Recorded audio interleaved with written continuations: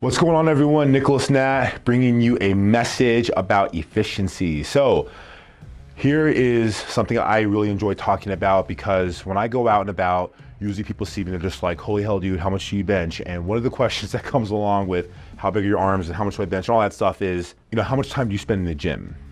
I think people are really surprised with the recommendations I give for clients and the recommendations I give to most people that not really much time at all. If you are really devoted and the gym is kind of a space that you want to hold for yourself, I highly recommend an hour. Other than that, I think people can go to the gym and spend 30 to 40 minutes and that's it and see incredible results. And most of the time, there's this paradigm that people have that they have to go to the gym for hours. And so that becomes something that immediately puts them off from going. So I think this is an important message for you and maybe people, your workout partner, because here are some tips that probably make or break the main difference. So first and foremost, this is something I have to express. If this is you, I'm sorry for hurting your feelings, but we have to talk about it. It's being on your phone.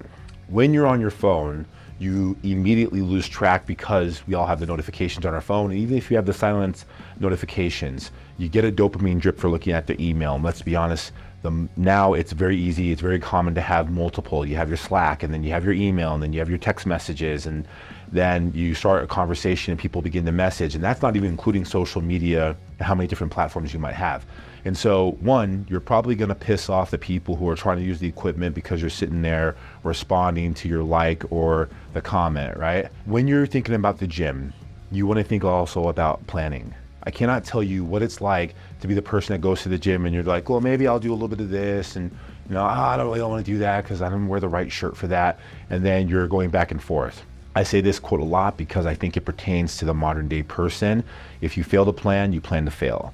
Having a workout program or having an accountability system in some way that you're adhering to takes the thinking out of it, and you know that when you go, it's strictly just about discipline. I know that today is this workout, or I know that today is a cardio workout. I'm gonna go to the gym, I'm gonna allocate my time, and I'm gonna get in there. Doing that will help you mitigate procrastination, and therefore you'll get on with your workout and you'll end up spending less time. Now, as far as the workouts themselves, people always ask, okay, well, like, what are the best workouts? And again, that's circumstantial because many of you might be interested in focusing on gaining weight, right? You're trying to build muscle, and that would be a different workout for those of you who are really interested in dropping some pounds and being able to fit in your clothes. So the two that I really evangelize as a general source is strength training, but not just strength training for compound movements. For those of you who may not know what that is, it's a multi-muscle, multi-joint exercise. And so if you think about like a squat, a bench press, or a thruster, or a deadlift, those muscle groups and those movements are exceptional because it hits on not just one. You're not just isolating the chest or the back. You're doing a multitude of workouts. This puts the heart rate at extreme high level. It causes the body to have to work much harder, and you get a bigger bang for your buck. So rather than spending an enormous amount of time trying to fit 3 or 4 different things, you could spend one workout working really hard and get exceptional benefit, and that's going to be better not just for your central nervous system but also for your recovery. Another one, which is kind of on the other end of the spectrum but it does have to do with heart rate, is this familiar term called HIIT training, or high intensity interval training. What that is something called an anaerobic cardio. And so anaerobic cardio as a whole is really designed to help you burn glucose immediately. So when you think about doing cardio like walking your dog or taking a hike, those are more of what we call LISS, which is low systematic training.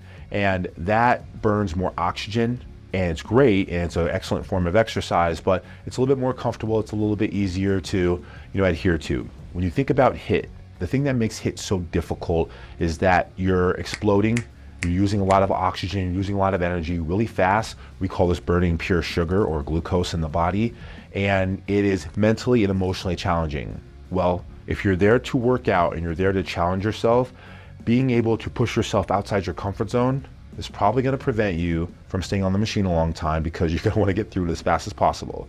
You're definitely not going to be on your phone because you're not going to have the energy to pick it up and have a conversation because you're really going to be focused on trying to catch your breath. And the third and foremost is it curates an exceptional amount of focus because you need to be very focused on the movement and how you're performing it. And even better if you're working that out with a workout partner, or you're working out with a trainer, or you're simply just having somebody clock the time, then you're having this form of accountability or self-accountability, which is making you have more progress. And so these are just some tips that you can definitely use. I know that some of them sound really simple, but believe it or not, those are probably the things that are making you spend more time at the gym than you really need to. And so going to the gym, implementing these, having a little bit of a structure, and depending on your goal, doing more compound movements or more HIIT, and staying off your phone for 30 minutes can do wonders for your brain, can also do wonders for your results, which is why you go to the gym in the first place. And if you're interested in figuring out more of these workouts, what you could do, how some of the people that I've been able to help remotely or in person have been able to take advantage of this very topic and been able to give them more conclusive information, then I invite you to come and conclusively connect with me in the community and Natt Fitness. We're on social media. We also have a back office. We're having tons of conversations and we're making a lot of movements and helping people change their lives. And we know that we could do the exact same for you. So if that interests you, click the link below. I look forward to having a conversation and figuring out how we can help you maximize your time in the gym and, more importantly, maximize your vitality and your energy, both inside and outside the gym. Till next time.